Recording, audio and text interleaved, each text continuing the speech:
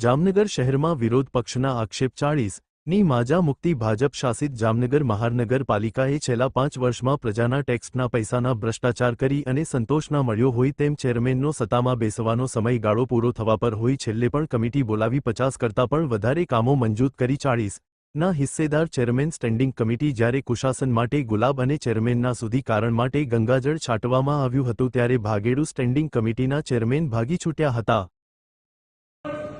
40% વાળી આ ભારતીય જનતા પાર્ટી જામનગર મહાનગરપાલિકાની અંતિમ દિવસ કાલે છે, પણ હજી કંઈક ભ્રષ્ટાચારમાં ભાગ લેવાનો હોય, 40% ક્યાંક બાકી રહી ગયા હોય, 50 જેટલા એજન્ડા જ્યારે મંજૂર કરવાની વાત હોય, ધરાણા ના હોય, ભ્રષ્ટાચાર કરીને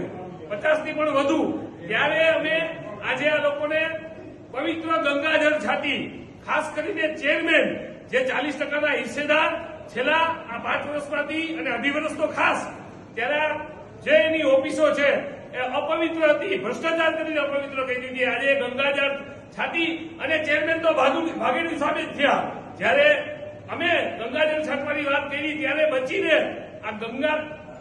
જળ છાંટવા માટેનું જે કામ કર્યું છે, પણ એ ભાગેડુ છે, 40%નો ભાગ એનો છે, માત્ર પ્રજાના પૈસે વેડફાટ કર્યો છે ને પોતાના ખોબલે એના ઘર ભર્યા છે પૈસાના, ત્યારે ભ્રષ્ટાચારની સુગંધ આજે પણ ના મૂકી।